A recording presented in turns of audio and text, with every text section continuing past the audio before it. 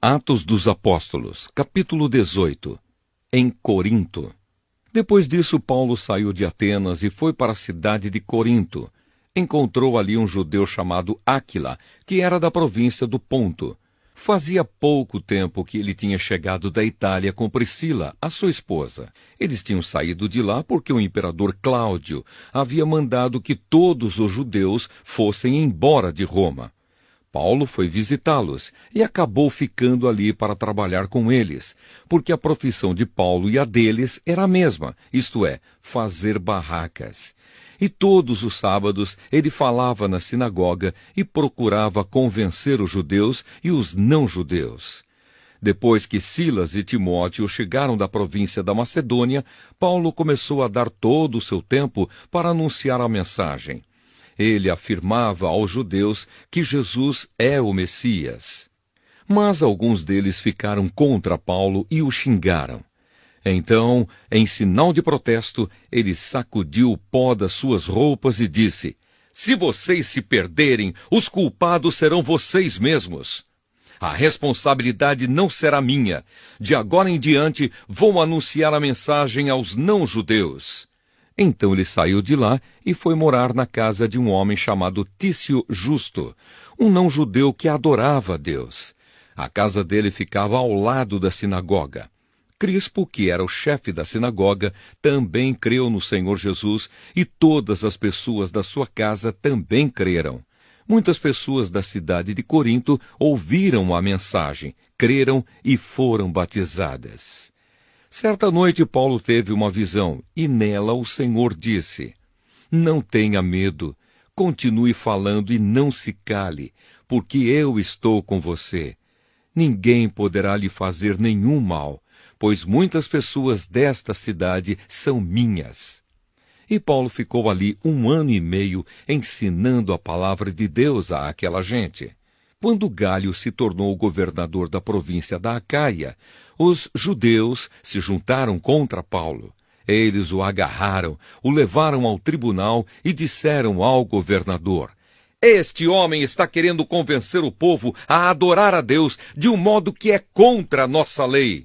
Quando Paulo ia falar, Galho disse aos judeus: "Judeus, se isso fosse alguma falta grave ou um grande crime, seria justo que eu tivesse paciência para escutá-los.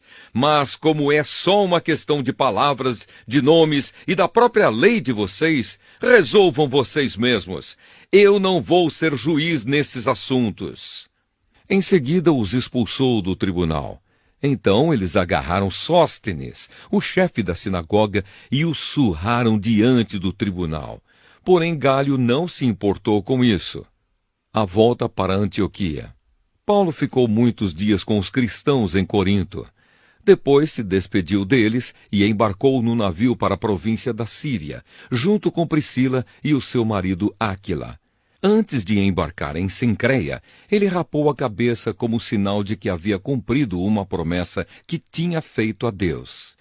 Eles chegaram à cidade de Éfeso e Priscila e Áquila ficaram ali. Paulo entrou na sinagoga e falou com os judeus. Então lhe pediram que ficasse com eles mais tempo, porém ele não quis. E quando foi embora, disse: "Eu voltarei, se Deus quiser." Então Paulo embarcou e partiu de Éfeso. Quando desembarcou em Cesareia, foi logo para Jerusalém. Ali ele fez uma curta visita à igreja e depois seguiu para Antioquia da Síria. A terceira viagem missionária de Paulo. Apolo em Éfeso e Corinto. Depois de ficar algum tempo em Antioquia, ele foi embora. Atravessou a província da Galácia e o distrito da Frígia, indo de um lugar para outro e animando todos os cristãos. Um judeu chamado Apolo, nascido na cidade de Alexandria, havia chegado a Éfeso. Ele falava muito bem e tinha um conhecimento profundo das Escrituras Sagradas. Era também instruído no caminho do Senhor, falava com grande entusiasmo e o seu ensinamento a respeito de Jesus era correto. Porém, conhecia somente o batismo de João. Ele começou a falar com coragem na sinagoga. Priscila e o seu marido Áquila o ouviram falar. Então o levaram para a casa deles e lhe explicaram melhor o caminho de Deus.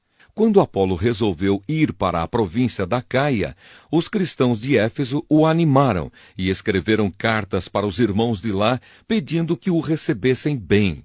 Chegando lá, ele ajudou muito aqueles que, pela graça de Deus, haviam crido. Pois Apolo, com argumentos fortes, derrotava os judeus nas discussões públicas, provando pelas Escrituras Sagradas que Jesus é o Messias.